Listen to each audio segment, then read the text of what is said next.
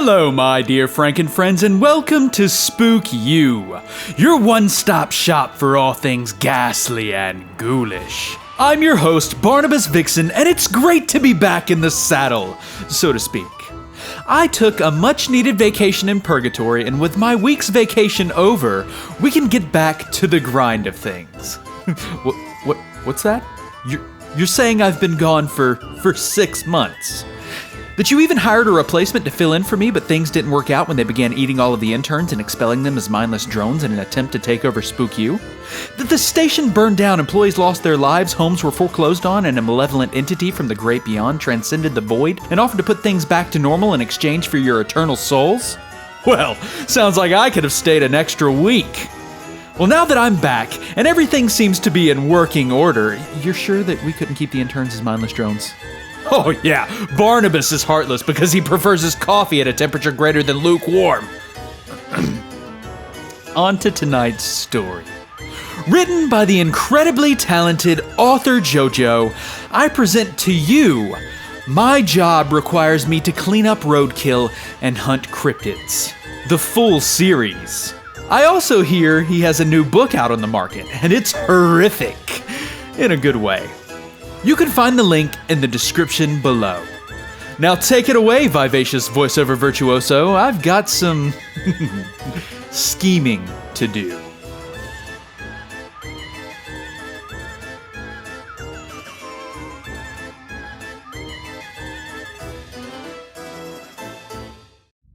While I'm not at liberty to say which state has done so, I can tell you that around a year ago, I picked up a job removing those corpses you see at the side of the road.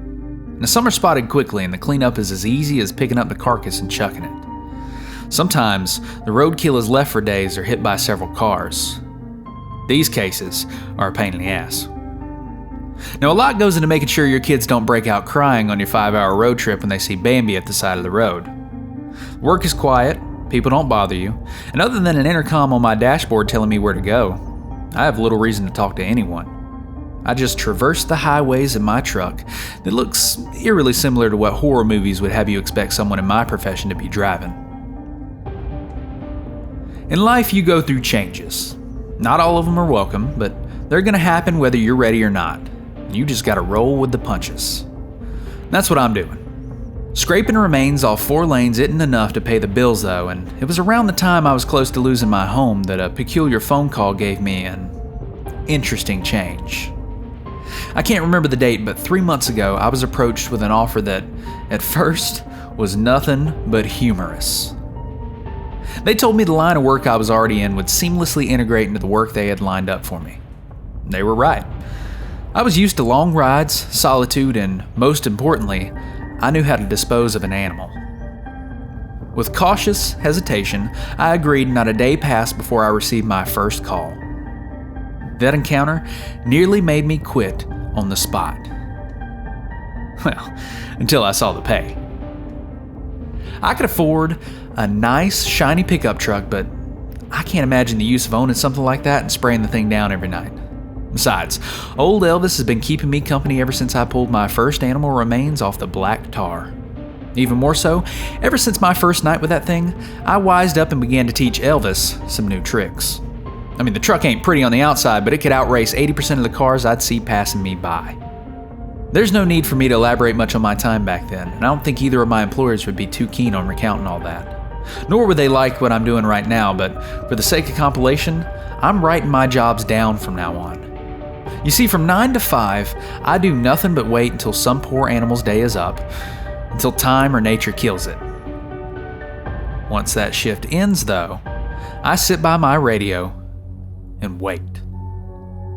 Sometimes minutes, sometimes hours, until I hear a faint static kick in and give me the location, situation, and the cryptid I'd be hunting that evening. Now, you've no doubt heard stories of some of the cryptids you can come across. Some are even famous. For every cryptid you've heard of, there's 10 more waiting in the bushes. And those are the ones that I'm called out to take care of. And not all of them are out to harm humans, and some can exist peacefully within the surrounding ecosystems, but when one goes rogue or harms their biome, that's when I'm called in. Tonight I was called in to take care of a swift bastard called the Mile Wolf. They all got cute nicknames like that. Now, the Mile Wolf was once thought to be in a rare category of cryptids. They were singular in nature, meaning it's the only one of its kind. And it wasn't until 2 attacks were sighted 10 miles apart in the time frame of 5 minutes. I mean, these things are fast, but not that fast, thank God. They're agile and cunning, so when one is spotted, it becomes a priority. They attack humans for food and seemingly for sport, and they also feed on any species of wolf that happens to habitat the area. The attacks resemble that of a pack of wolves, with how vicious the claw and bite marks can be. So after receiving the call, I made my way to the cold storage where I kept any clean roadkill and pulled a deer from the freezer. Heavy bastard. I located the sighting on a map, some backwoods car path that was primarily used by lost foreigners. It had one way in and out, making it a perfect road to plot a trap on. So that's what I did. Then, after gathering the necessary supplies, I chucked everything into the truck bed and took off. By the time I finally hit the road, the sun had long since left the sky and it was approaching midnight. This is typically the best time for hunts. Fewer people, the better. But if you wait too long, you risk the thing hauling up for the night. Mile wolves are very adept at making themselves invisible and can even trick passing observers into thinking they're just witnessing a normal wolf. The mile wolf gets its name from its body structure. If you were looking at it head on, all you'd see is a very tall wolf. Its legs are thin and stretched, giving a malnourished appearance. Their height could dwarf the extinct dire wolves. Now, I've heard of mile wolves that have reached up to 6 feet in height, and I'm thankful I've never seen one of those. Community is still split on whether or not mile wolves have a hierarchy like regular packs do. And if they do, though, that 6-footer was no doubt the alpha. Their tall stature isn't their main feature. No, it gets weirder. The mile wolf will rarely be seen from the side, but if you were to catch a glimpse, you would see a long, cylindrical-like stomach and chest. They've been compared to snakes and worms, but I see a stronger resemblance to ferrets. They can reach over 10 feet in length, and you can tell they're hungry if the middle of their tube-like body is sagging. And if that's something you manage to see, well, it's already too late for you. Now, as I've said before, these suckers are fast. It doesn't matter if they're running away or towards you, they are faster. Now, their bodies allow them to slink through the forest as if they were made of water. If you wanted to kill one, you'd have to do so swiftly, but even that wouldn't be easy. For whatever reason, all these cryptids have accelerated healing, and the mile wolf, well, it's among the worst of them. Like the worms they resemble, a limb or even half of its body will begin to regrow after being severed. There is one thing that can halt the healing completely, and it's far too cliche for my taste, but it gets the job done. Going over the plan in my head, I pulled up to my destination, about halfway through the secluded trail, and turned the truck off. I withdrew several small speakers from the back of the truck and placed them at random positions on the road. On the side of the road, I placed a uniform row of rusty iron and covered them with leaves. Mile wolves will not make a sound as they approach you. If you're hunting one, you must act fast and quiet, or the tables will turn on you before you even realize you're drawing your last breath. Their teeth are some of the sharpest I've ever seen. They'd slice through a tree faster than a chainsaw if one had the mind to do so. Reaching in my truck, I pulled the double-barrel shotgun I'd bought my first day on the job. It and Elvis got together well. Then my hands found the revolver and dropped a single, very expensive bullet into the chamber. I placed them on the road, laying them gently next to a ghillie suit. Then, the final piece was dragged from the truck bed. Several space heaters were focused on the deer, and the stench it gave off was horrendous. But it was powerful, and I didn't have time to pay it mind. I placed it in the road, a safe distance from the speakers, iron, and my own supplies. And with a hunting knife, I stuck the deer's stomach and pulled, the fine skin giving way easily as I felt the flow of red run past my hands. Quickly, I rushed to the open door of my truck and took one last heavy breath just to center myself. My hand was pressed hard on the car's steering wheel and the horn cried loud into the vast silence of the night, bouncing through the trees. Slamming the door shut, I swiftly made my way to the ghillie suit and threw myself under it. I laid on the road, watching the deer's body lying there. Moonlight is my only source of light, and I could see it reflecting off the pool now surrounding the deer. Mile wolves are cautious. I had no doubt it was sizing up the deer. I had no doubt it wanted the easy prey. Before I knew it, a shadow lunged onto the lifeless deer. Ugly sounds of gnawing like ripping sheets of paper could be heard from the mass of meat. My fingers wrapped around the grip of my shotgun. There was going to be no opening. I was just going to have to go for it and hope everything worked out. You have to take leaps of faith like that a lot in my line of work. Going over the plan one more time in my head, I read it and calmed myself. It was time. Like a maniac, I sprung from under the ghillie suit and readied my shotgun. Before I even raised the barrel, it was already aware of me. Its long, slender body began contorting to face me, and I didn't have the time, so without a clear shot, I pulled the trigger. The recoil jarred me for a minute, but I could see I did some damage to its legs. The mile wolf swung away from me after being shot, and it was attempting to flee. It made it several feet and a large hum emitted from the speakers, frightening the mile wolf as it picked a new direction, and another speaker went off.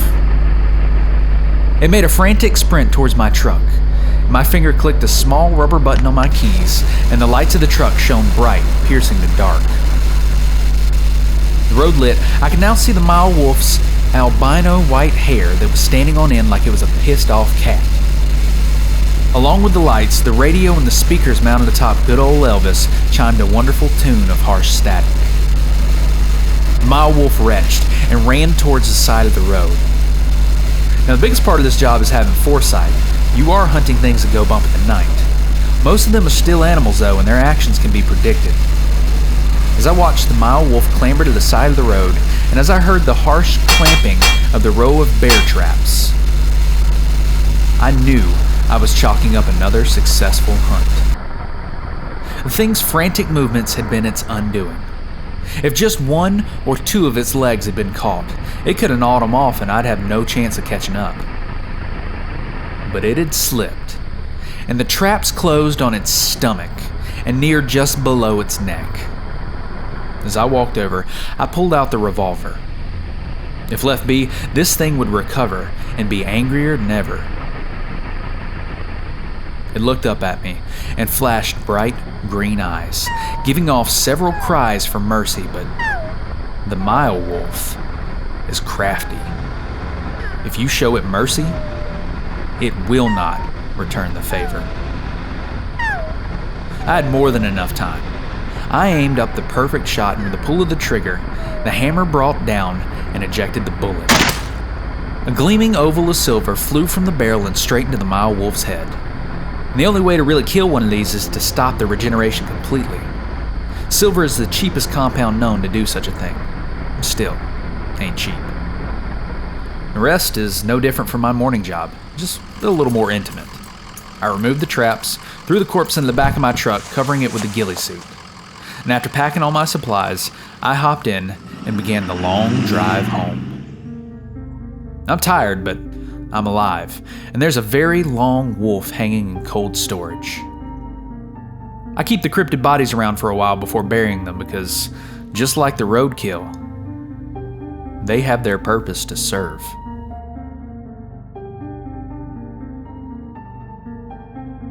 It's hard to keep up a social life with a job like this. Never mind not having the time between both occupations. Trying to wipe the scent of dead roadkill or some creature's blood isn't an easy task. I honestly make good money, but I'm not sure what I'm making it for. My routine is to wake up and try my best to acquire some semblance of fresh. I'll go a couple of rounds with the punching bag. Sometimes I'll just sit and look at it. Memories can be draining. Some people work so they can live. More and more, I'm discovering that I'm living to work. I find more comfort in the rides to and from than I do sitting in my house. Now, I won't beat around the bush either. There are nights after a rough hunt that leave me feeling like a badass, and I miss that feeling. As far as the 9 to 5 goes, it was a fairly slow day. I was even called to 2 separate places that ended up just being sick animals. I have to contact animal control in those scenarios, and then it's out of my hands. There was a skunk discarded into the brush off the interstate that a number of drivers were complaining about. The smell wasn't all that bad. Lord knows I've experienced worse.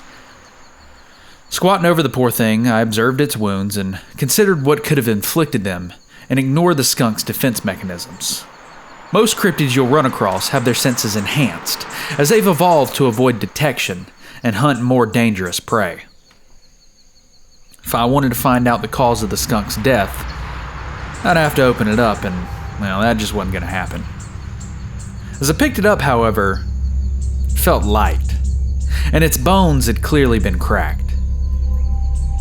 Throwing it into the truck bed, I thought of the colossal viper, a massive snake that is able to, through sheer muscle power, burrow underground. It's presumed to either lack the ability to smell or deny it as a repellent. It'll constrict its prey and pull its blood out using its fangs. The sheer strength of the thing would leave any animal broken. Wouldn't be too outlandish to assume I'd be getting a call about it in the near future. If it came as close as it did to civilization, it could be a problem. How would I deal with something like that monstrosity? Lucky for me, my prey this night was something a little more docile and smaller than some Hollywood horror snake. I took the day's work and disposed of whatever I couldn't use. But the skunk went into storage. Its smell could be useful in the future. Waste not and such. I got a call from my employer a few hours after getting home. It was a simple job, one that, if finished quickly enough, would allow me to take another. There are these little creatures called jobbins. I didn't name them. I have no idea where the name came from. But they're as peaceful as a cryptid can be. They're almost kind, in fact. You see, they'll sing for you. It's not a song you'll enjoy, and for one reason or another, it'll enable you to enter sleep, or if you're already sleeping, you'll be unable to wake up. Something about the frequency locking your brain's state of awake. Now, these are easy to get rid of. You just have to make them know their presence is unwelcome. The reason I was even called in for this is the caveat that comes with jobbins. They are so docile that they're easy pickings for larger prey, mainly cryptids. So when the big boys hear the jobbins singing, they will culminate on the area in search of them. Even the apex of the cryptids can't resist their call. Makes you wonder what they taste like. Now I can tell you now, if the jobbins were to attract the attention of the ever-elusive BF, I'd be going radio silent for a few days. That is one job I'm not willing to take. My rule is if something can chuck a tree at me, I'm going to avoid it. So like any rational hunter, this is a job I jumped on quick. Easy money, no fuss. I drove until I saw the distinct red light the jobbins give off. The best visual I can give you is, imagine large red lightning bugs with tiny little feelers. Their singing is created by the rapid movement of their wings. God, is it annoying to hear a whole cluster of them. I wrapped a towel around the nearest branch I could find and doused it in lighter fluid with a dab of vanilla extract. It has to be straight from the bean, nothing artificial. Lighting it on fire, I made my way to the group, waving it around like I was trying to knock down cobwebs. The group of jobbins' song grew louder as they scattered into the woods, and I'd have to leave the stick burning on the ground in case they returned. It smelled a bit like homemade cookies. Life would be much easier if each hunt exhibited the same degree of simplicity. It was actually pretty, watching their lights dance into the darkness. These creatures used to be a larger concern, and people would mistake the glow of their bodies for the glowing of red eyes peering at them. They believed the song to be some howl to call a pact or to signify that they had found dinner. Nope. just very large bugs. I stuck around the site, sitting in my truck to make sure that nothing unsavory had followed the group of jobbies. Thankfully, I was able to leave that site without any incident. My next call came through the radio as I was leaving the site. The place was several dozen miles out, and I'd be cutting it close with the morning light. Luck so had it that I don't work my morning job tomorrow, and this cryptid is a very hyper one, to a fault. So I shifted Elvis into gear and made my way. Guided by my headlights, I watched the side of the roads. Not only did I want to avoid causing roadkill, knowing what a pain in the ass it is, but a lot of the more dangerous fellas will attack cars when they're as alone as I was. A handful of hours passed before I reached my destination. Another stroke of luck was that the general supplies I had were enough to handle this hunt, so I didn't need to stop at home. I rolled up on a farmer's driveway, and hopping out I was greeted with a thick and commanding voice. This man had been tending to the farm since he was 18. A worn and weathered face relayed to me those youthful days was many years ago. And he informed me that he saw a small creature in his field, and that it was leaving barren circles of corn. And we normally don't discuss with clients unless their information is pertinent, but some of the tough-stomached ones don't mind a quick conversation. So I assured him I'd take care of it, and even jested that I'd try to avoid setting the field on fire. He told me that'd be ideal, and gave me a brief history of the cryptid's activities. And with that, I headed out into the field, supplies in tow. The small beam of my flashlight attempted to illuminate my way, but it seemed every ray was met by the cornstalk's resistance. It was hard to keep track of the time. The field was so monotonous and the sky was still so dark. I had at least a good 2 hours before sunlight, and I was pleased to make such good timing. Now, during my walk, I made sure to note the location of the clearings the farmer mentioned. And after passing my third one, I heard a clicking noise to my right, and at this time, slowed my pace and flicked my flashlight off. Brushing aside stalks of corn as gently as I possibly could, I closed in on the rapid click. It's the same noise you'd get smacking dominoes together. The noise wasn't incredibly loud, even as I stood a few feet from it. I could see its faint outline through the obstructing vegetation. Furball was chewing away on a cornstalk, devouring it from the bottom up. You see, the less aggressive of cryptids tend to get names that lean towards cute, and this is to sway the community's opinions of them. Things like jobbins, sugar creeps, and this here furball are typically herbivores. On rare occasions, however, a furball can become territorial if it finds a bountiful food source like the one we were in. And even though I had become still, it halted its feeding and became aware of me. Furballs have an unparalleled sense of sight. Looking at me, the thing could see me just as clear as if the sun was directly above us, while all I could see was a tangle of outreaching thin tendrils that made up its hair. A furball.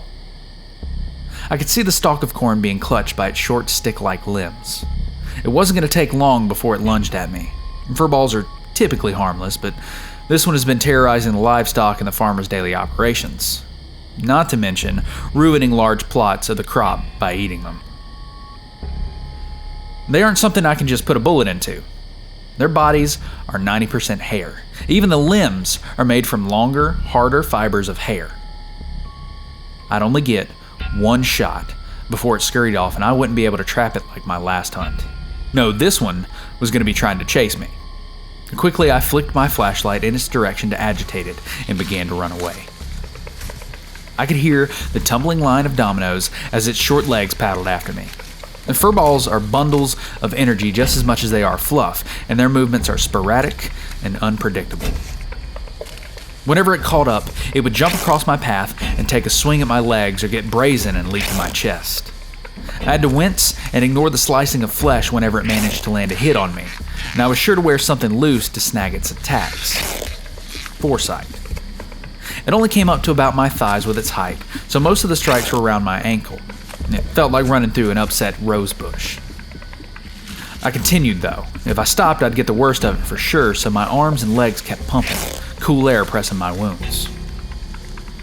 And just when I thought my knees might buckle under the strain and minor blood loss, which I've never been good with, go figure, we came across a larger circular clearing where all the stalks had been ripped up and eaten for the furball's dangerously high metabolism.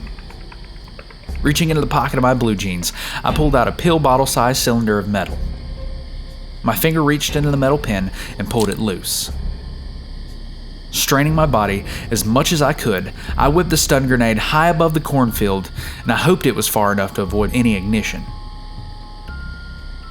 Once thrown, I spun around, threw myself to the ground, burying my face in what was left of the corn stalks and pulling my shirt over my eyes. Even with all of that, and my eyes squeezed tight, my eyelids still illuminated a bright pink and my ears still rang heavy from the blast. I'd be sure to apologize to the farmer for stirring his livestock. My issues were nothing compared to the furball's hypersensitive eyesight. It would be rendered useless for a good while, and when you have something as efficient as the furball's eyes are, you tend to lean on it. That and its energy was spent chasing, and it didn't have enough to even try stumbling away in some haphazard direction. The quickest and most painless way for me to kill it was by just letting it starve. They have to eat pretty consistently or their active metabolism shuts down in around 30 minutes and dissolves what little muscle mass they have. It sounds terrible, but it really is a quiet way for them to pass, and if I have the choice, that's the one I go with. I've heard enough horror stories about hunters that like to play with their hunts, drag it out, and that's not who I am. So I sat with it, watching its fur swaying with each gust that rushed through the cornfield, accompanied by a soft rustling. As its body was shutting down, the arms and legs began to unravel and resemble the rest of its hair. Sun was coming up by then, and I'd actually forgotten their fur is brown, not black like the night suggests. When its body had given up searching for fuel, I watched its hair separate from the form and drift into the morning's wind until nothing was left. Nothing but its eyes. The only part of its functioning body that wasn't in some manner made up of hair. I don't like killing most of the cryptids I come across. Hell, if there were more peaceful solutions, I'd pursue them. Cryptids, they end up taking people from their family, one way or another. Even the jobbins can keep someone asleep so long that the body gives up, similar to the furball that had been across from me. I have to stop these situations before they occur. I once lacked foresight, but no longer. I cleaned up the scene, ears still ringing. I placed the furball's glass-like eyes into a plastic bag. They'd be iced in the cooler. Couldn't help but notice that the clearing looked a damn lot like a crop circle. Aliens, what a joke. Typing all these cryptids' names reminded me I haven't really introduced myself yet. My name is Jack. Some cryptids are only classified as such for sake of convenience. There are several categories you'll come across. Physical cryptids are your most common. That's where you get your Mile wolves and your Loch Ness monsters. This category makes up the majority of my calls, but almost all of them can be killed with minimal contact. Then you have intangible cryptids. You could technically call these things ghosts, but they're just a subset of creatures that seem to exist without a form. I've only ever had to deal with one of these. It was shortly after I first began this job. I was called to the suburbs to a nuclear family's ranch house. When I arrived, the scene looked like it was straight out of The Exorcist. All of their belongings were thrown to the ground and parts of the walls were dented. The kids were beside themselves. It was the lichen collie. A very interesting study. It creeps the notion of existence into an undeveloped mind, mostly children. Slowly, it manipulates more and more around the child until they're either convinced that they have an imaginary friend or they believe a monster is in their closet. And from there, it can begin attempting to manifest itself in a more physical plane. Now, some of these guys will make you question the world around you, but it's a slippery slope and one I avoid. These type of cryptids require more out-of-the-box solutions. For example, while the mother pulled her children from the house to avoid the lichen collie, me and the father put on a show. Now, the lichen collie always appears the same, no matter the host. It shows itself initially as a yellow teddy bear, but as the child interacts with the lichen collie, the bear will stretch. Its limbs contort in a sick attempt to imitate a human form, and its button eyes sink deep into the plush skull. The bear's skin will turn from a bright, vibrant yellow to a dirty tan, and its fur will be matted and ripped off in patches. Before I arrived at the house, I had stitched together a bodysuit that resembled the lichen collie as much as it could. I'm no tailor, but it was enough. I pulled the suit on and walked by a few windows to show the children I was inside the house. I made my way to the front door and stepped out, doing my best impression of a thoughtless form. I walked down the sidewalk. The children were crying and begging their mother to run with them. Just as one of the children were about to take off, the father tackled me from behind and slammed me into the pavement. I told him to sell it, but the bruise from hitting the sidewalk remained on my elbow for what felt like weeks. He spouted lines about how I would never scare his family again and how I was going to go to jail for a long time. The bear mask I'd made was then pulled off, revealing my face to the children. And staring at the little girl, I could see the gears turning. The bear she had been seeing wasn't some psychic vampire. It was just some weirdo in a costume who was going to jail for the rest of their life. She was no longer convinced the lichen collie was anything more than that, and as such, it would vanish from her thoughts. Other cryptids act similarly to the lichen collie, but do so in more of an immediate physical fashion. These are affliction cryptids. In this category are things like fast jackets, hornet doves, and the Calvier containment. Very few things can shut down an entire mile radius as the Calvier containment can, and that was the subject of my call tonight. For a rare night, I wasn't going to need much physical prowess to deal with a cryptid. So, after I had obsessively treated my wounds, furballs can be dirty little things, I started preparing for the hunt. Although, cleanse would be a more accurate word. The call had informed me that the inner city and several blocks shut down and under quarantine. Victims were reporting advanced flu-like symptoms, and their skin was showing signs of a rapid decay at a cellular level. Sightings of bizarre animal behavior and appearance were also a cause for concern. Me and my employer knew that simply quarantining the area wouldn't suffice. All it would take is one rat slipping out to infect another area. Threw on a hazmat suit and headed out. And the more time I wasted, I risked a city-wide infection. Like I said, Elvis can haul ass, and with me driving the roads as much as I do every day, I have pretty good intuition on which ones I can press the pedal down on. Elvis roared down the side streets, and I didn't bother checking the sides of the road. If something wanted to jump out at me, Elvis would be sure to take care of it. The bag of supplies resting on the passenger seat rattled and clanged with every bump Elvis took on. Now, I don't normally venture too far into the city. I used to, though, and years ago I would spend entire weekends just fooling around. And that life is something I'd have to leave far behind, and memories of it served me little purpose. But at the very least, I knew where I was going. I'd find the afflicted area shortly after entering the city. It wasn't hard to spot all the yellow tape and no entry signs littered around. I parked a few blocks away, and before leaving, I had scrubbed the hell out of Elvis. He looked cleaner than the day I bought him. If there was even a hair of something that was once organic around the infection site, then I would just cause more problems than I solve. The place was in a complete shutdown. I mean, even the street lights had been shut off. The city must have blacked out part of its power grid. Which was smart. Sounds and lights could attract things like insects, things the Calvier containment absolutely love. Carefully, I made my way from building to building, trying to find the source of the containment. This affliction cryptid works similarly to the hive-minded bees. If it weren't for that, it'd probably be an extinction-level cryptid running rampant from state to state. Unfortunately, there's no known cure other than shutting down the hive mind before it takes too many victims.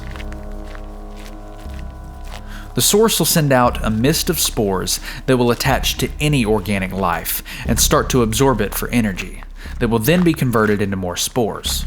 The whole quarantine zone had a thick green hue to it, as though I was swimming through swamp water. I could see the semi-intelligent spores swirling from house to house as I was. They were looking for a meal. The Calvier containment was aware of my presence. As the cloud grew ever so thick around me, the spores were looking for any imperfection in the suit. I could hear rats and other small critters scurrying about. I came across one such rat convulsing in the corner of a shut-down mini-mart. Its skin was being eaten away in several spots, revealing its bones and inner workings. Each hole was outlined by an almost neon green light. You see, as the containment eats away, it glows from the energy it receives. This, however, was not the host, so I moved on. Buildings were either completely vacant or had small animals I'd have to stop and observe. If they were small enough, I could just move on, but anything that could host the membrane would have to be examined. This includes getting really up close and personal with the inflicted and cutting it open to get a good look. Or if the decay was severe enough, I could just tell from a glance that nothing was abnormal inside. I knew people were sick and on the verge of death, so I tried to hurry, but something as simple as tripping up or snagging my suit on a loose nail would cause the whole hunt to be a bust.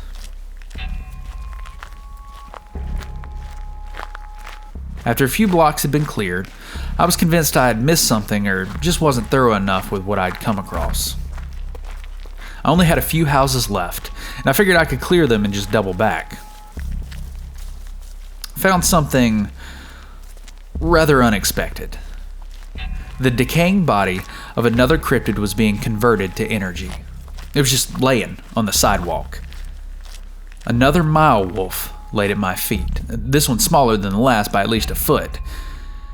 I cursed myself for not bringing the revolver from my truck so I could give this thing a swift death, or a death at all. Until I clear the contaminant source, this one would just have to suffer the waging war of its regeneration and Calvier's feeding process. At least the virus didn't latch onto the Mile Wolf. The Calvier containment has a nasty habit of making its epicenter host somewhat immortal.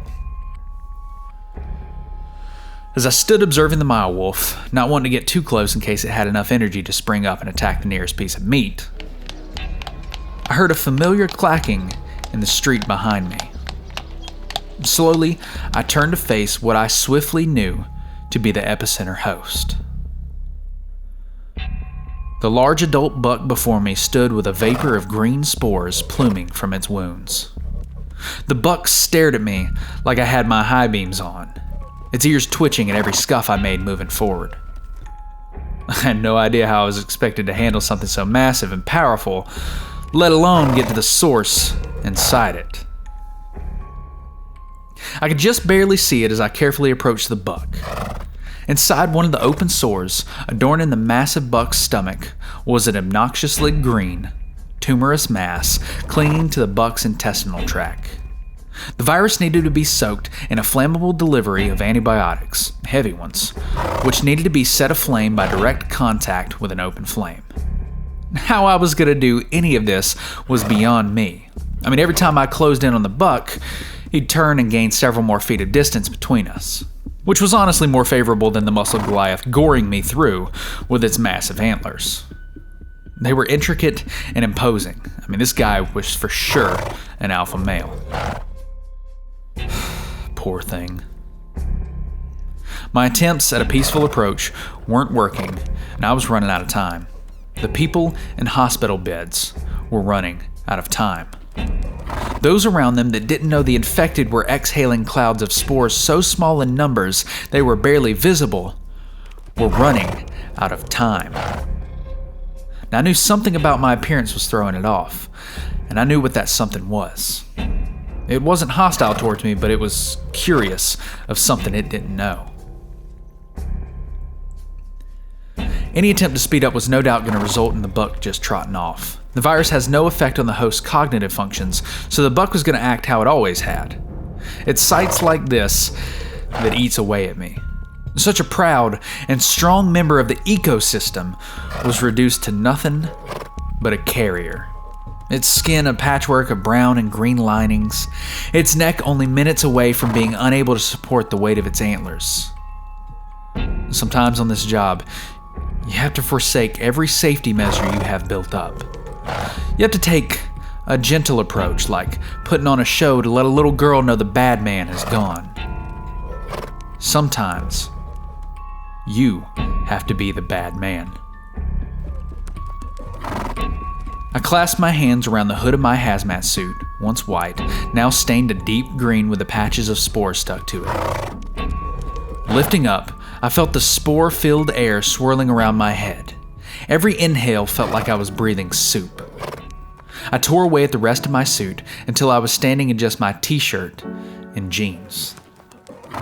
Virus was in me now, feeling every organ and pore the spores could wriggle their way into.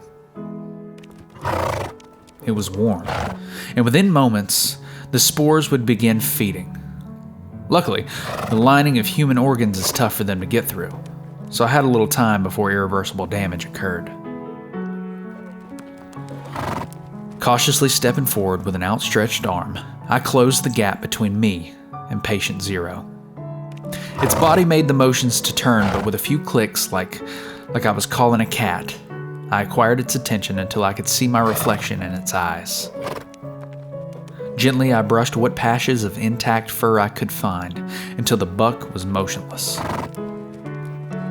Free hand, grabbing the bottle of liquid, I continued soothing the buck. The lid slipped off, and the antibiotics applied directly to green mass. Best efforts were kept to keep the liquid from directly impacting the buck's remaining nerves. It would surely set the beast off. I'd forgotten the flare. It was taped to the hazmat suit. So I backed up, clicking once more in the buck. Thank God it followed. We danced together until I felt the suit at my feet. Kneeling down, I picked up the red flare and cracked it. A bright red cast its light on me and the buck. And then the light disappeared as it was being shoved in the Calvier contaminant. Sparks of it would flick and burn onto my hand, but I had to remain steady until the flare burned out.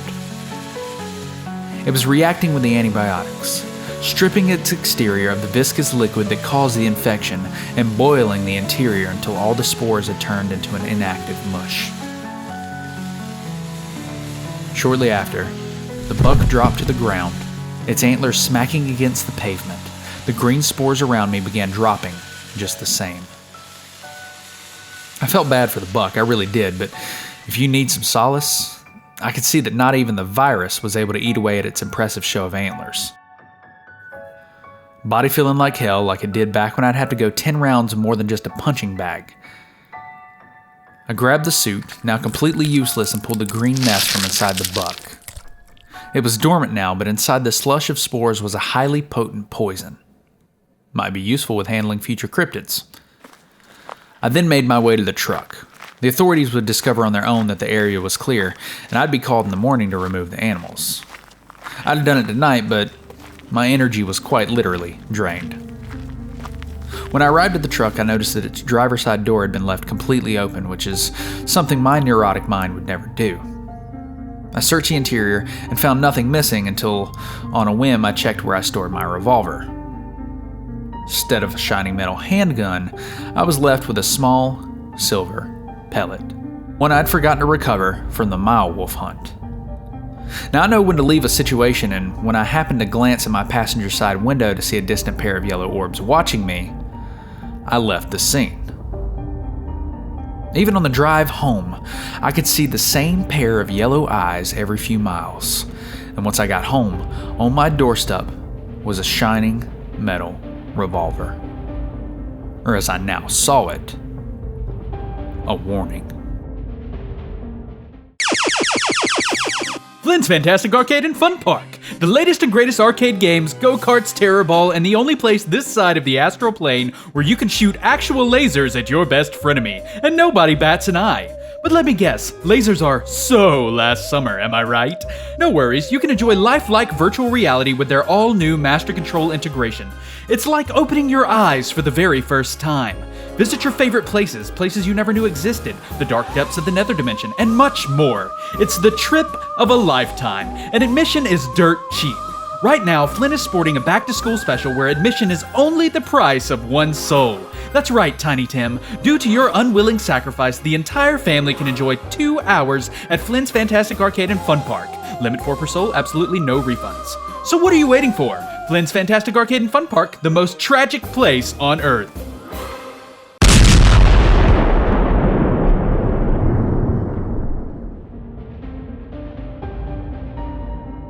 Despite having work in the morning, and after jotting down the events of last night, I spent a good amount of time just holding the revolver and twisting the silver between my fingers.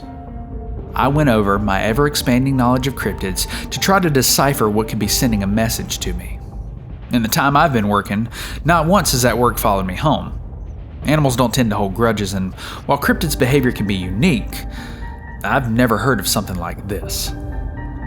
Not only was the culprit smart enough to target me specifically, but it must have been watching me for a while. It also had to have a ridiculous amount of speed or have an alternate mode of transportation. See, intangible cryptids are capable of disappearing and reappearing, but they're typically bound to one area.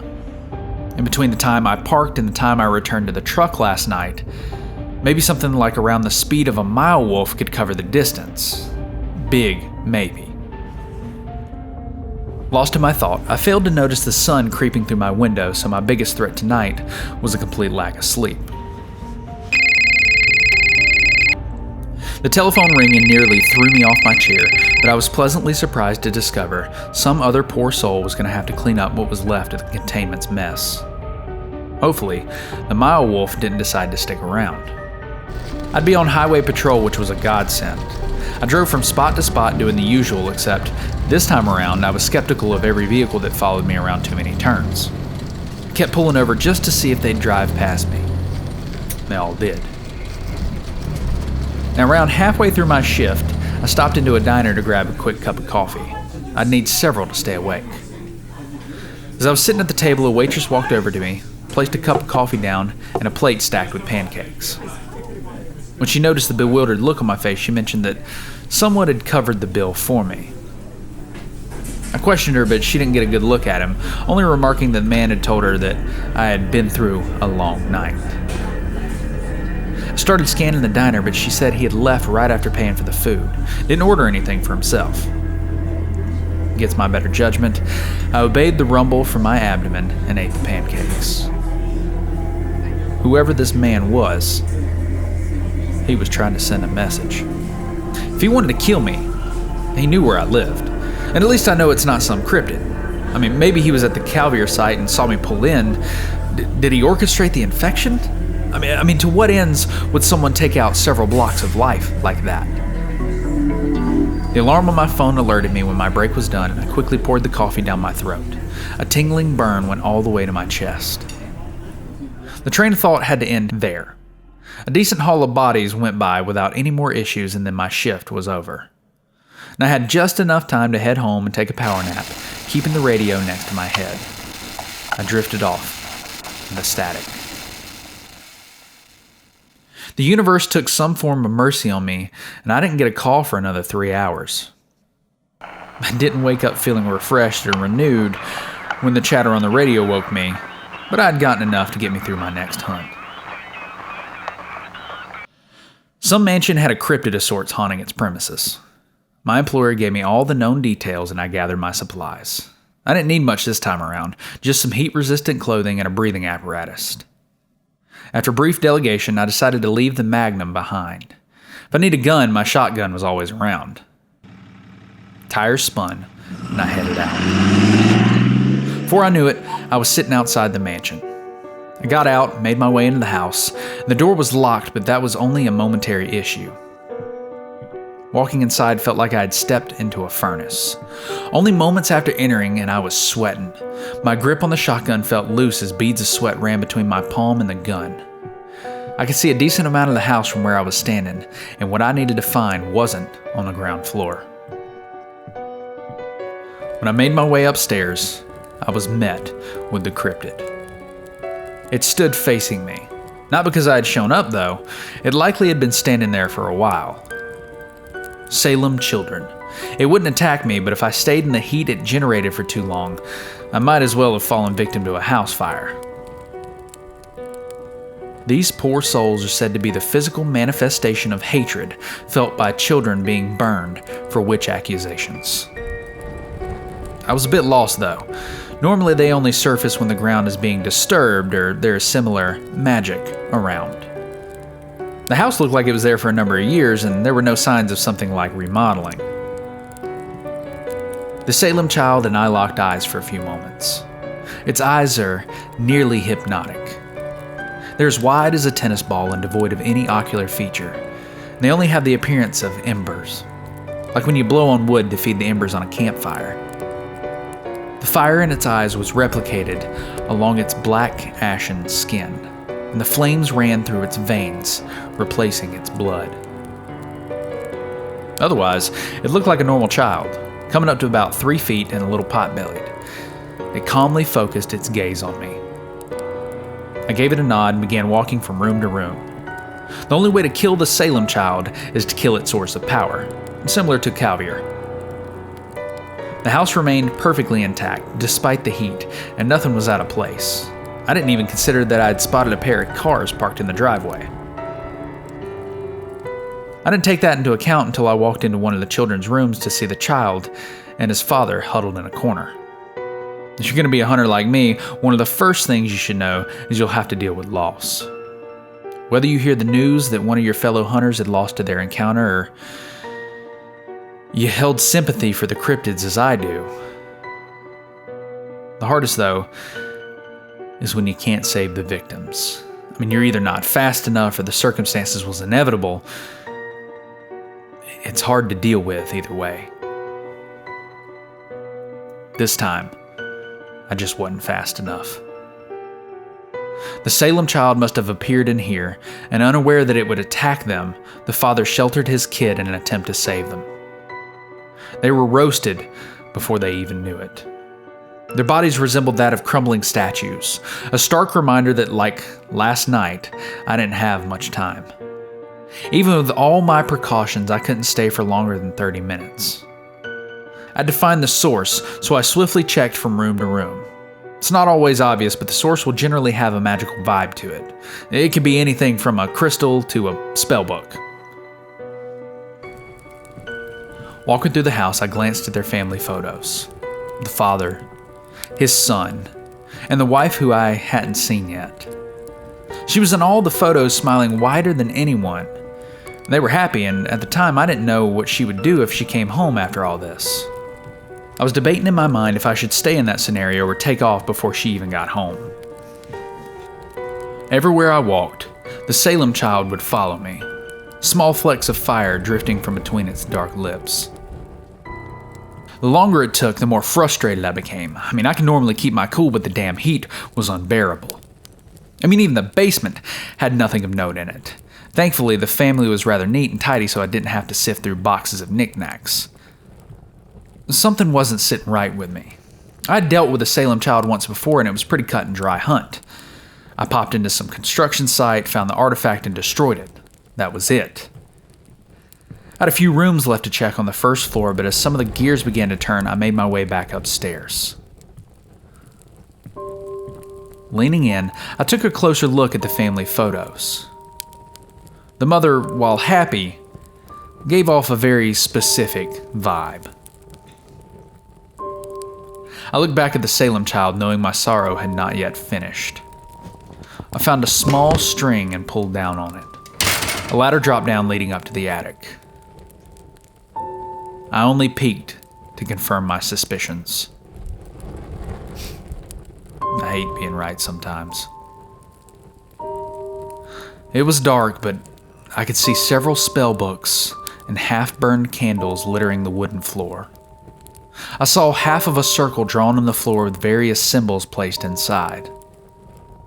The source, despite all this, wasn't in the attic. Climbing down, I found a window that would outlook the backyard. and my heart sank. Looking back at the child, I thought of the trauma that had put his anger here. It's going to be up to her, and I hope she sets you free. I'm not a man of many words, and I knew I was essentially talking to myself. Maybe I was just passing the buck. With the Salem child casually following my movements, I made my way to the backyard, or the field that was a backyard. It was massive and free of any eyesores until the tree line a few dozen feet away. I saw her right away, her frizzy hair and baggy clothing. She had a shovel in her hands and was frantically digging away at the dirt. Several other holes told me she'd been at it for a while. The back door swung closed after me, and the Salem child stepped off the patio and onto the grass. Wife perked her head up when the door slammed and found me. She'd been crying. Her makeup was an even greater mess than her hair. I'll find it.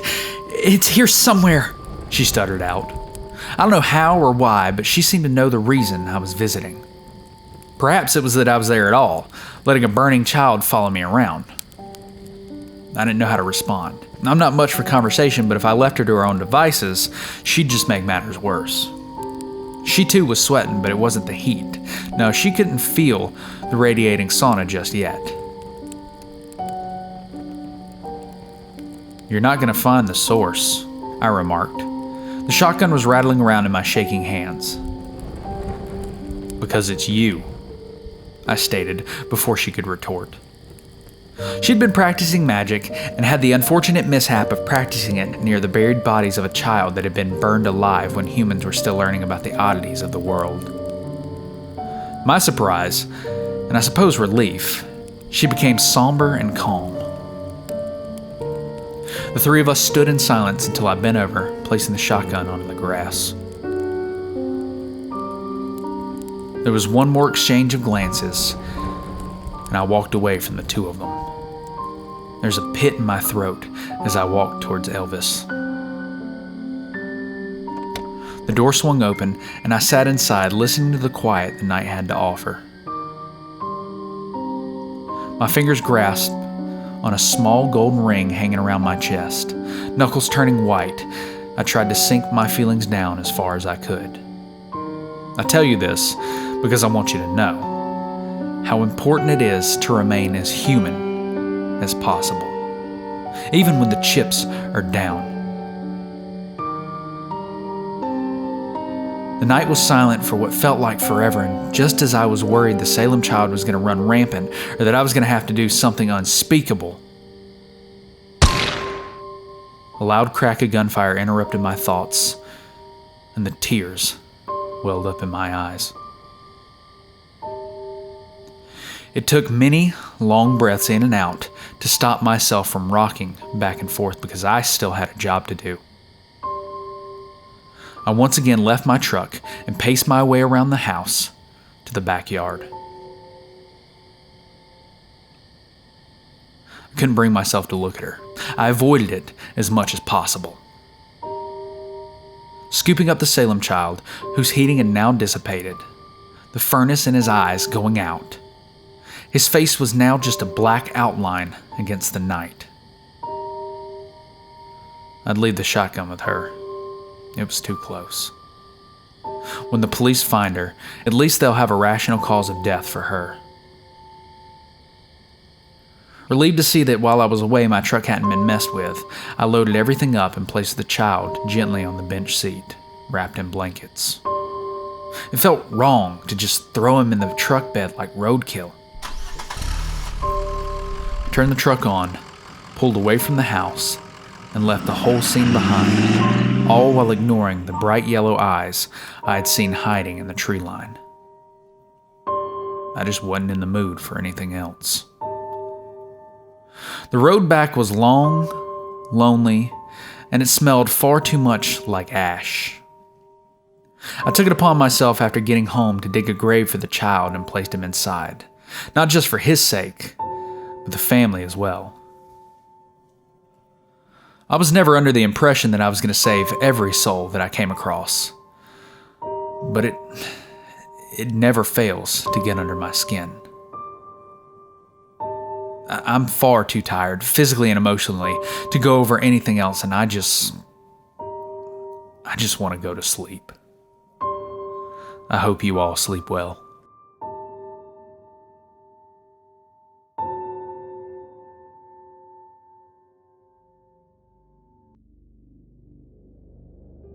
Now, I'll admit, last night was a rough one for me. Losing something like that reminds me of why I started all this in the first place. After writing down what I'd gone through during the Salem child hunt, I received news that I would be sent as backup tonight. Now, in my line of business, backup is a corporate way of telling us the last hunter failed and we were expected to clean up. More often than not, failure was death. Sleep wouldn't have come easy if I wasn't so exhausted, but my dreams didn't pull their punches. I saw her face in every scene. I woke up and went through the throes of my day job, and I'll be honest, nothing really to report. I mean, do you really want me to say I picked up some roadkill day after day? I mean, that's not why you're here. I got a lot to write down and a lot I need to do after I finish writing tonight's entry, so we're going to cut right to the hunt. As I said, it was a backup call. They didn't tell me who, only that a hunter had failed to report back after being sent out. When they told me what I'd be hunting, I wasn't surprised and only hoped the hunter wasn't someone I respected, because that was only going to make the job harder for me. I told you before that not all cryptids are bad and that I generally don't take any joy in killing them, but some cryptids, they only exist to make people miserable. And the Fast Jacket is one such evil creature. Even worse, you have to come to them. As long as they have their source of food, they remain in one area until needing to feed again. If I were to guess, I'd say the previous hunter was sent out to kill the Fast Jacket during its hunt for food, and ended up becoming said food. I mean, I couldn't set a trap or even outsmart the thing. This did work in my favor in the department of me needed to take out some very pent-up anger. So back before all this, I'd take long drives before I went to work. I need to find peace with my emotions so I could channel them. I was young and far too poetic, but it's become a ritual that I follow to this day. So that's what I did. I and Elvis passed through winding forests and across amber pastures, and I couldn't help but think of all the hunts that I'd been to in these places. How I'd become as much of the ecosystems as any other wildlife.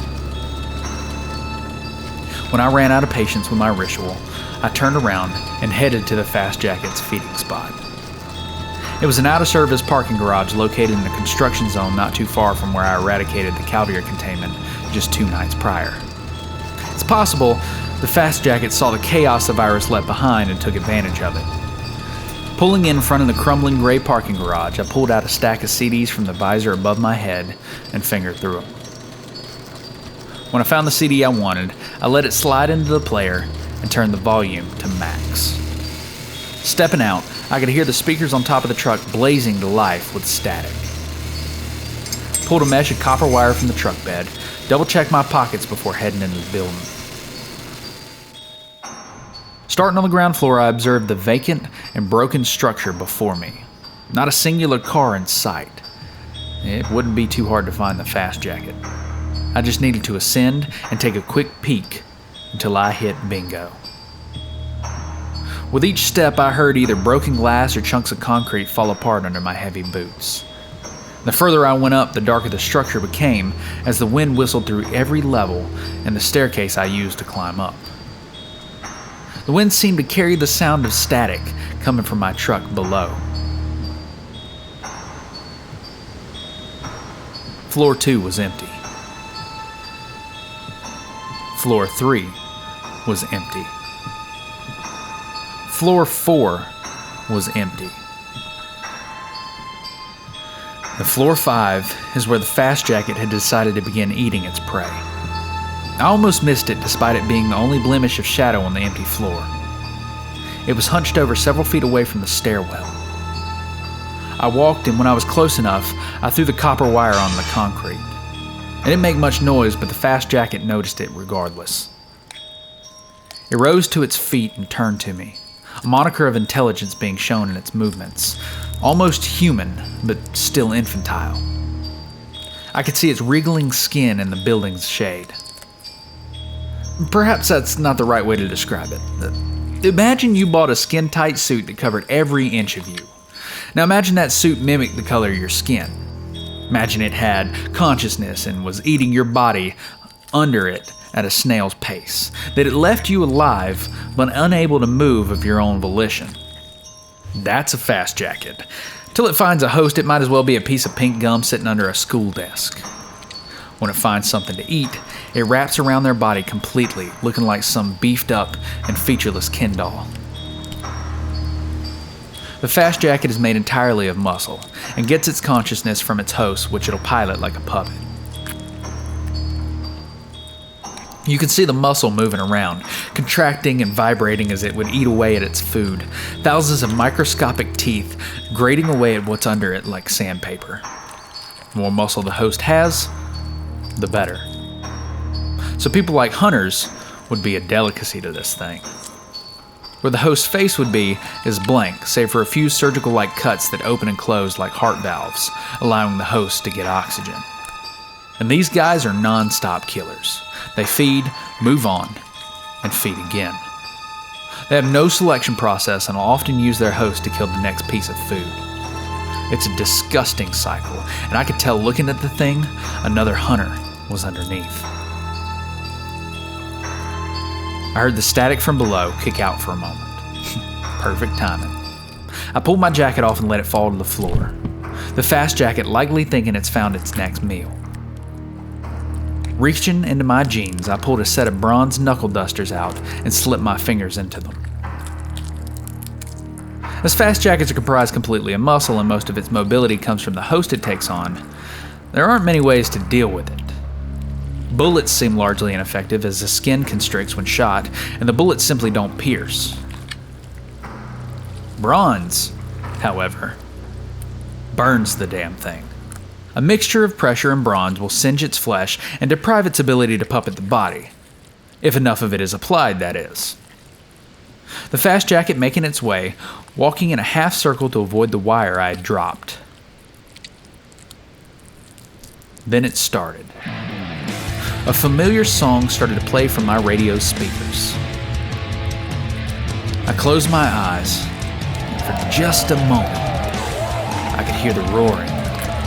Crap. I was back 5 years, if only for a brief moment. Are there other ways to deal with a fast jacket? Sure, I knew of a few. Is this how I chose to do it anyway?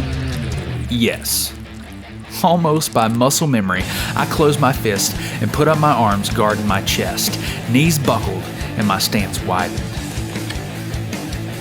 With my entrance song cascading into the building, the fast jacket lunged forward and took a swing at me. Aggressive things they are. My head and chest lowered in response until I was under the thing's attack. 2 swift jabs, once from each arm, fired out like pistons. It had been so long, I was surprised my body remembered how to do this. The bronze left a burn mark on it and a small trail of smoke lifted from each impact point. It reacted and stumbled back from me, which is a superb way to lose your footing, especially if you're just piloting a human. My footwork, just as I had many times before, quickly closed the distance it created. Still bent over, I sprung my body up and arched my right arm above my head, landing a hard uppercut to the jaw.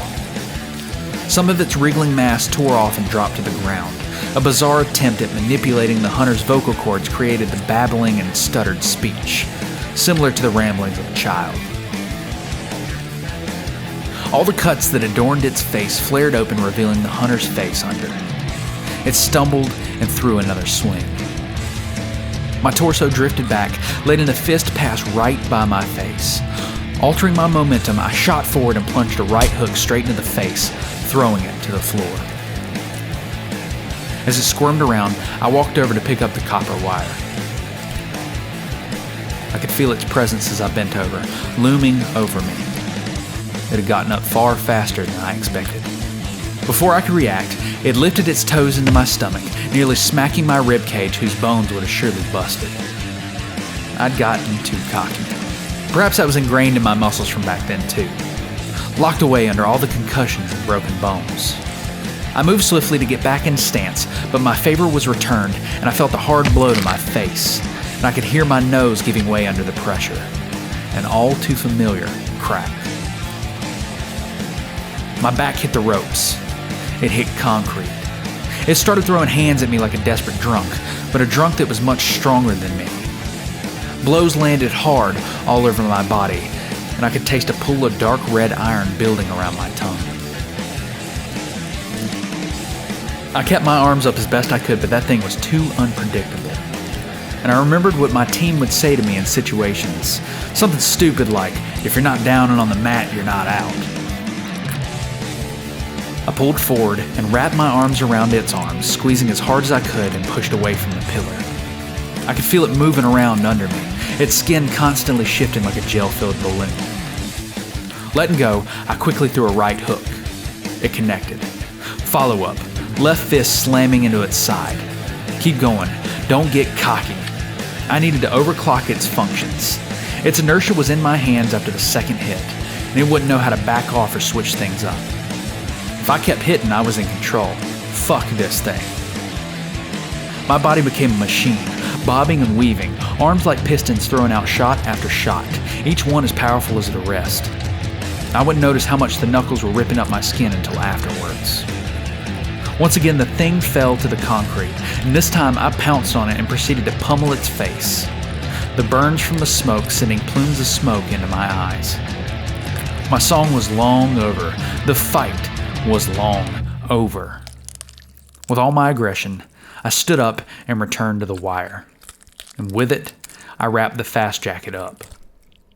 The wire would be enough to keep it dormant until I got home and used a more permanent solution. The trek down the stairs was eye-opening, making me come to terms with just how much damage the fast jacket did in its flurry. I'll be purple all over come sunrise. Placing the fast jacket where I normally throw these things, the radio went off and the truck turned on, and I began my drive home. I was in a bit of a rush, wanting to get home and soak in a nice hot bath and take care of the skin in my truck bed. I wasn't being careful. I was spending too much and watching the road too little. I could have seen it. One moment, I was watching my headlights covering the road. The next, I could see the pavement moving to the hood as the truck flipped over. The hood slammed onto the pavement after my hang time was over. The seatbelt tightened and rubbed far too many of my injuries. Frantically, I unbuckled the seatbelt, sending me falling. Between the fight and this wreck, my body was totaled. Looking out the shattered windshield, I could see the one working headlight, its illumination sparking against a spiderweb-like network of thick cables. I reached for my shotgun, dragged myself out of the busted driver's side window, glass cutting against my skin, giving me further lacerations. Once on the pavement, I looked over myself. Cuts and patches of blood stained my shirt and pants. My breathing became hard to control as I tried to collect my surroundings. Looking back at the cables, I was met with figures basking in the glow of the truck's flickering headlight. "Couldn't have been clearer," a wispy dark voice claimed. The light bounced off his dark purple skin, most of which was hidden under a formal buttoned-up black duster. His bright yellow eyes glowing just under the rim of his dark cowboy-like hat. "You just had to stop, my boy." My fingers scrambled back to the shotgun, and I heard a disapproving click of the tongue from the man, and my arm seized up. I couldn't move it an inch, and before I knew it, the man's fingers wrapped around my shoulder. "Not that those bullets would do much damage. Consider it conservation of your supplies." Looking up, now on my knees and powerless to move, he was towering over my somehow paralyzed frame. I'd just gone a few rounds with a writhing mass of muscle, and whatever this was shut me down with just a touch. I was searching through everything I knew about cryptids for an answer, but nothing rang a bell. Instead, I asked a question. What he wanted from me, and why he wanted it.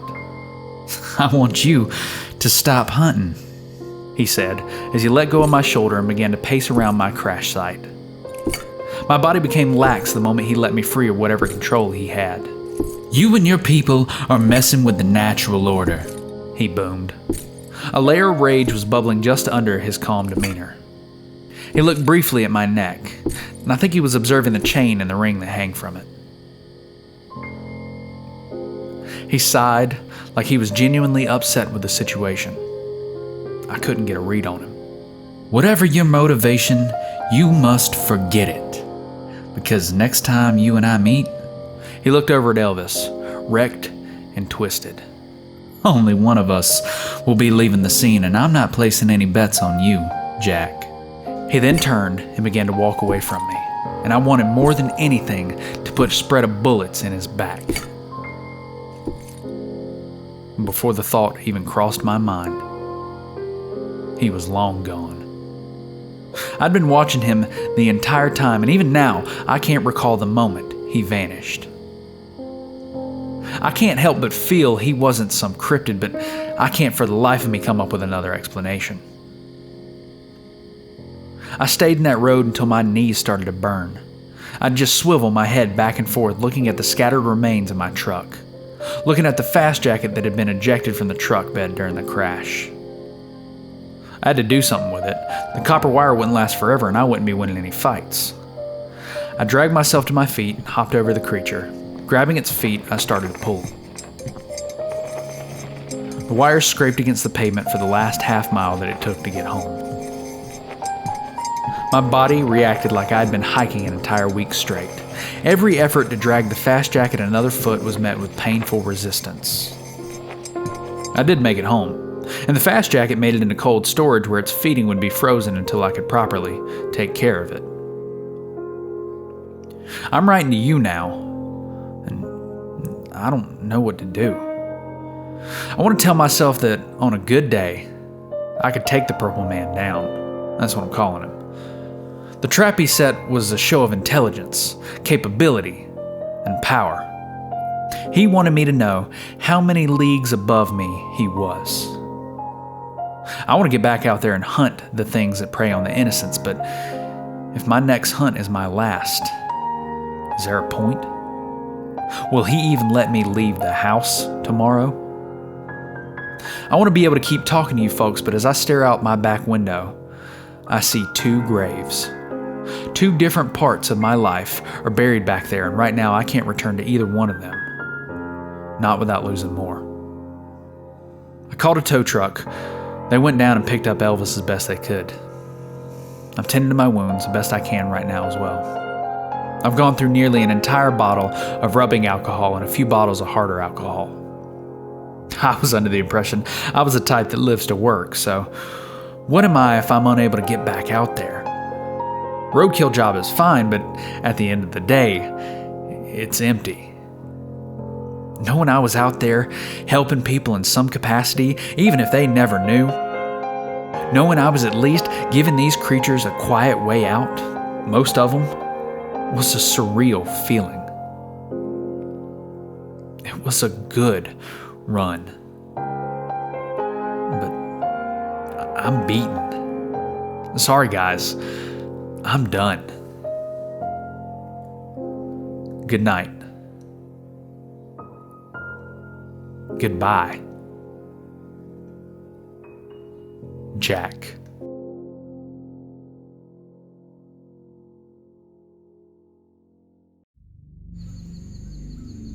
If you're not down on the mat, you're not out.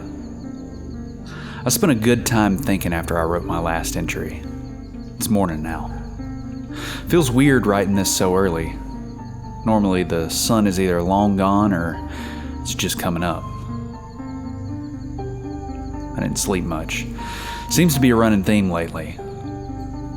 I sat in my yard for a good long while, and I sat and talked with her.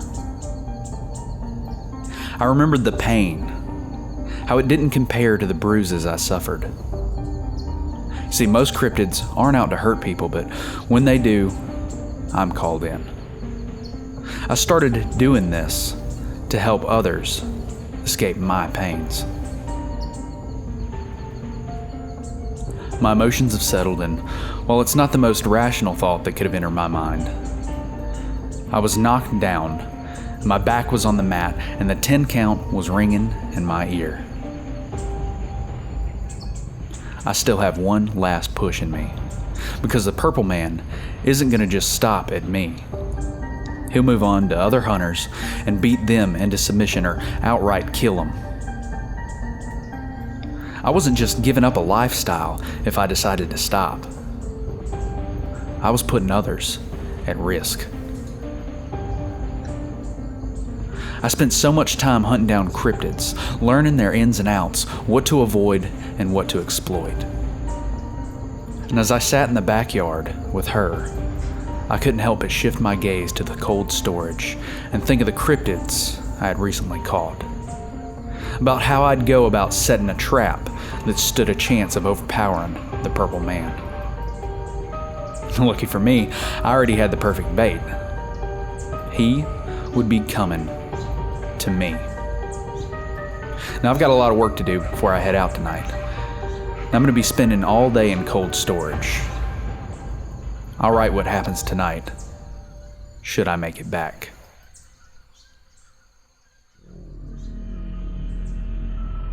As I said, I spent a good long time surrounded by the cryptids I'd hunted in the past week. Tinkering away at anything that could give me an advantage, but nothing I had was going to be enough to put it down. And while I didn't know that for sure, I needed to go overboard and plan for something big to happen. I'd need more than just some clever tools. I'd need help. I pulled a dusty blue tarp away from the motorcycle that had been sitting dormant since I started the roadkill work. To my complete elation, the girl started right up, purring to life. The gear I had prepared wasn't heavy or troublesome apart from the small speaker and microphone I had strung to my back. The rest was all a roll of the dice, something I had never done before, but with light getting low, I had to start. The motorcycle took me away from the house for what could have been the last time. I drove for miles before coming across them again. A Roman group of Javans, deep enough in the woods that their red lights were barely visible from the road. Putting the kickstand down, I let myself breathe and then began what was going to be a very long night. All while I worked, I could feel the sensation of being observed, every step judged. And even as I grabbed a sturdy branch and wrapped it with an old t-shirt, dousing it in lighter fluid with a small drop of vanilla, I felt gaze. With the branch lit, I guided the pack, trying to back away from the fire, humming their tune ever so gingerly. They'd zip around me, filling the gaps between the trees with a brilliant strobe of red lighting. When we reached the road, I quickly extinguished the flame and put down a small berry-scented candle. With the wick lit, they should be attracted to it for long enough. I had no idea how long it would take for the Purple Man to show up, if he wasn't already there waiting for me to slip up. I was acting fast, but trying to remain aware of my surroundings, even through the song of the Javans. I placed the microphone under the red choir, and then the speaker as far away in the brush as the cord would allow. With leaves and bush, I did my best to hide the speaker. If that would do any good, I didn't know. I stepped back to make sure everything was in place, and then I waited. He'd come. I didn't want to kill a Javan, and he knew that. He wouldn't let it happen. And sure enough, closing my eyes to blink, just a brief moment was enough time for him to slip into view when my eyes reopened. He stood on the opposite side of the Javans. A pack of red lights separated us. Same duster wrapping his body. I could see him clear as day now, not only from the glow of the jobbins, but because of the furball's incredible eyesight. They were wildly uncomfortable to wear, but what makes the furball's eyesight so powerful isn't in how their pupils receive light. In fact, their eyes are absent of pupils. Instead, their eyes have a glass-like shell that manipulates the light going into it, warping small beams of light into something more powerful. Now, it took a while to sand the outside layer down to find a fit that I could live with. It was actually the hardest process of the night. So, with the layer of glass twisting and amplifying light sources, and my pupil receiving its generous billow of light, Purple Man stood before me, clear as day. I could now see small dark marking-like symbols running up his neck and presumably the rest of his body. "What are you doing here, Jack?" he asked me, almost sounding exasperated. I replied softly that I was on a hunt, that it's what I do. A billow of laughter. Here I thought you were some badass. Killing jobbins? Sad, he mocked, stepping forward. The red bugs drifted gently out of his way. A red sea of sorts. They really gave you the short stick tonight. The grin he had plastered on his face quickly shifted when I told him that my hunt tonight wasn't for the jobbins, and that I wasn't here on business. A curious eyebrow pushed his dark hat up ever so slightly. "All right, Jack, if that's how it's gonna be." He drifted out of my vision and back again, placing his open palm onto my shoulder. I felt his clawed fingers pushing me down, a familiar feeling of my body disobeying my orders to stand. My knees smacked against the road, and we were just as it was the night before. Except the road was much cleaner, and I hadn't fallen into his trap. He'd fallen into mine. With all the strength I could manage, I pushed a small syringe into my own skin. My mind drifted into thoughts about how it felt plunging my shovel into the dirt I had just moved a couple of days ago. How it felt to pull the Salem child from his grave. And it filled me with shame to have defiled his grave, but with my thumb pressing on the syringe's plunger, shame was replaced with fire. The Salem child's blood would burn under his skin until he decayed in his grave. The burning blood coursed through my veins. A noticeable glow began to wrap around my body, and the Purple Man took curious notice. "What are you?" His question interrupted when my hand clasped around his wrist. I couldn't control the viscous and angry growl that shook my body, spitting blood to the road. Blood that had been swelling from the chunk I took out of my lip. The pain of the burning blood introduced to my body was a white-hot intensity that I'd never felt before.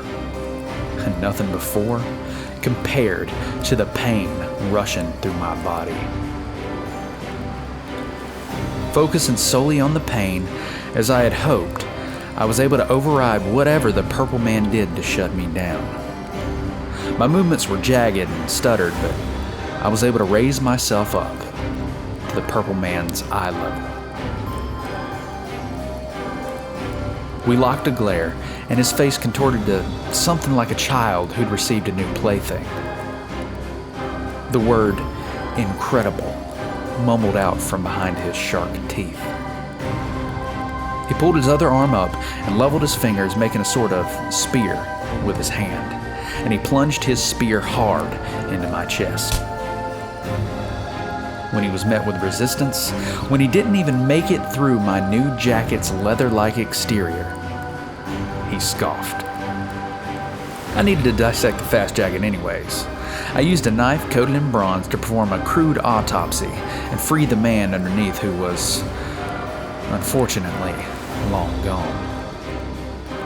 When I removed the fast jacket completely, I had taken note that where my bronze made contact, the fast jacket's body had burned and become a rough, dark leather. Now, I said before I'm not much for arts and crafts, but I was able to do a half-decent job sewing the fast jacket's burnt skin into a jacket. The prospect of wearing this thing around was repulsive, but it worked. The purple man couldn't penetrate the fast jacket, even burnt as it was. In response to this, the purple man backed away from me and observed my form, looking for other tricks up my sleeve, no doubt. He noticed a small, handmade handle being held at my side by the pants belt. "You got something to kill me, bud?" he asked. I replied by lifting a small, bone-white knife from my hip, or rather a fang. Pulling the Mile Wolf's largest fang from its body was the easiest of the process, but vital. Their teeth can pierce and rip apart just about anything, and if bullets or pellets weren't going to do the job, the fang would get it done.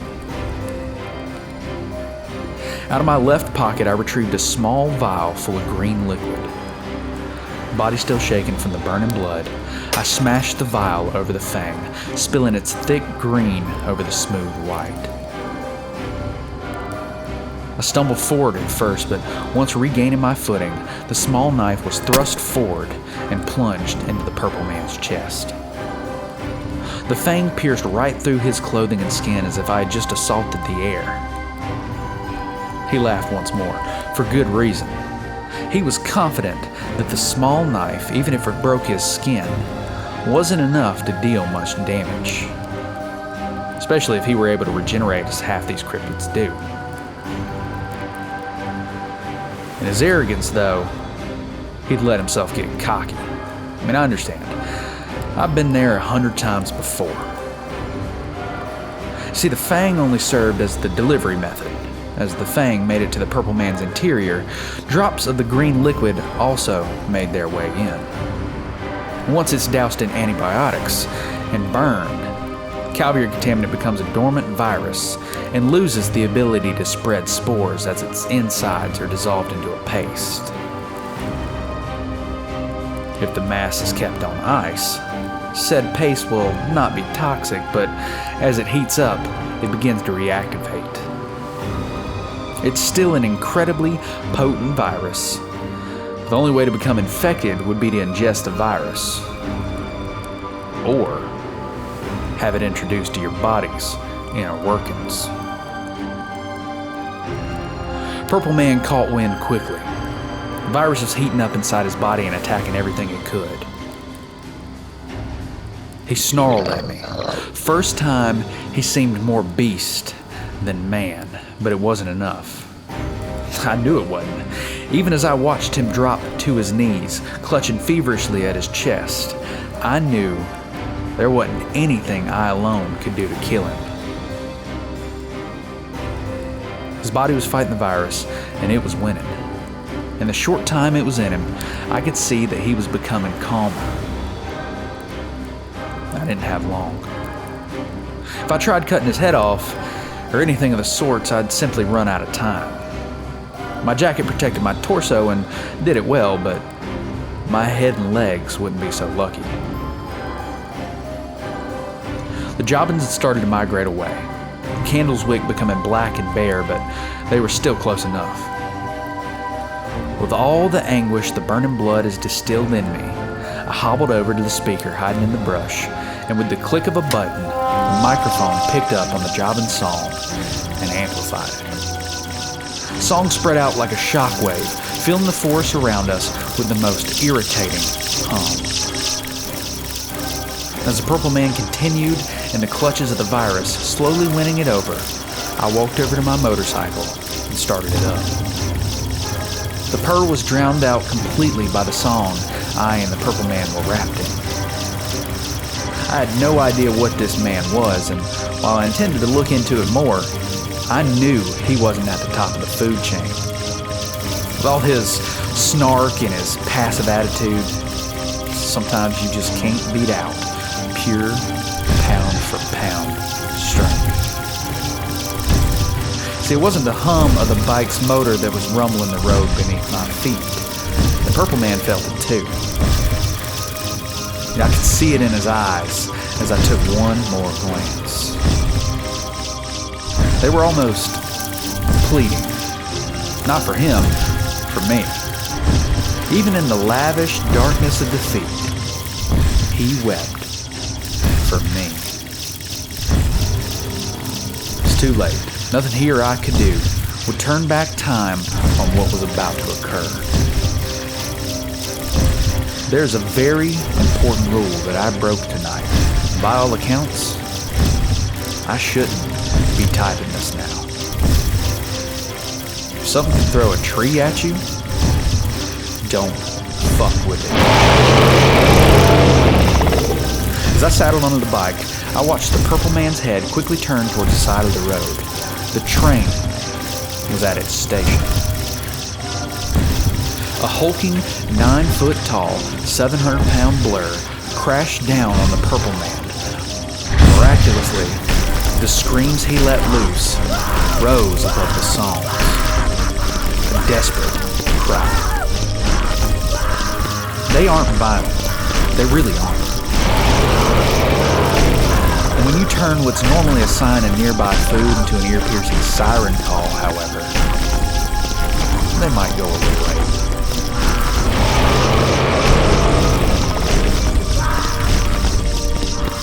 I wanted to watch what the hair-plastered behemoth would do to the purple man, but if I waited around too long, I'd fall victim as well. I had enough of being that. Taking a quick U-turn, I looked back to see, through the fur-balled lens, a massive fist, big as a boulder, mercilessly slamming the purple man's head into the pavement, the ground vibrating with every strike. That was enough for me. I drove as fast as I could away from the scene, thankful the song was masking the motor. I wouldn't have to worry about cleanup. The big man would smash the speaker and likely use the purple man for food, though it wouldn't be much. Never been that close to one before. Its brown hair was surprisingly kempt. Shame I didn't get to see its faces, but that's for the best. It didn't see mine either, and I didn't need to piss it off more than I already had if that was possible. And I'm home now, safe for the time being. I removed my jacket and contacts. I put all the items away in cold storage save for the poison. I wanted to bury them, but I might need them again. You gotta have that kind of foresight in this line of work.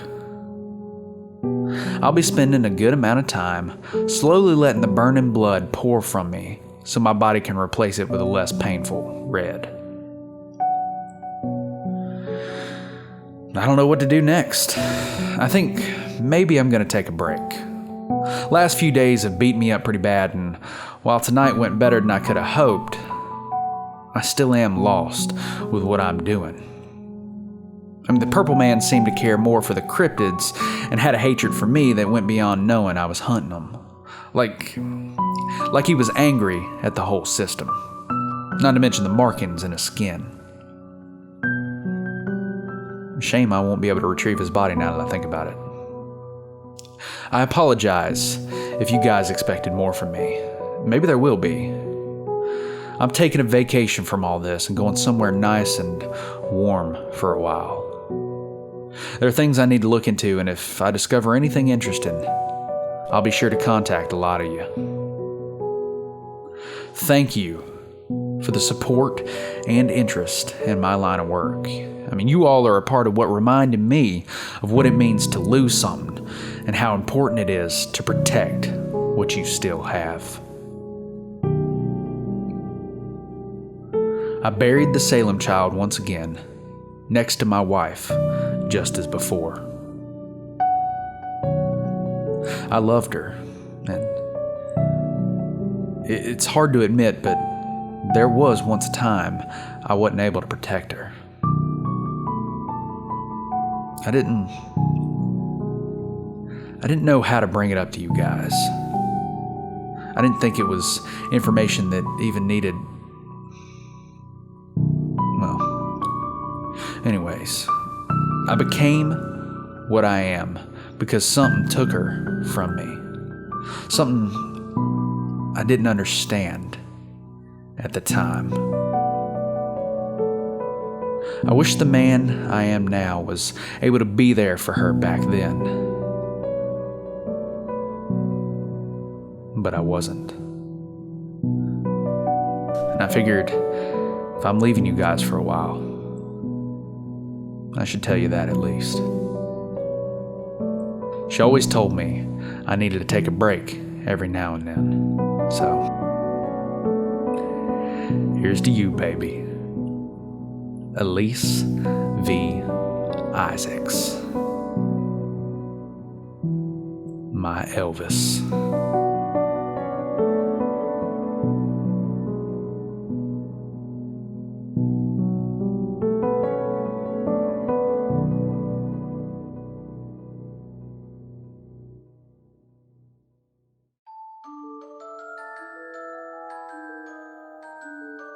Haha, great, you're back. I was a little worried you'd been consumed by Drew. He's that malevolent entity from the great beyond. Yeah, I was reading over the contract channel management signed and what looks to be blood while I was gone, and noticed in the fine print that Drew was allowed unfettered access to any and all souls that watch this channel until the end of time.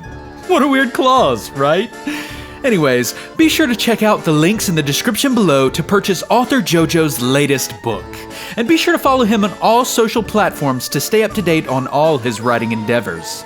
Oh, and be sure to incinerate that subscribe button and ring that little bell to be notified every time we upload a new tantalizing tale. Now, if you'll excuse me, I have more pressing matters to attend to, like digging out my old Necronomicon and brushing up on my Latin. Until next time, my ghastly gang, stay spooky.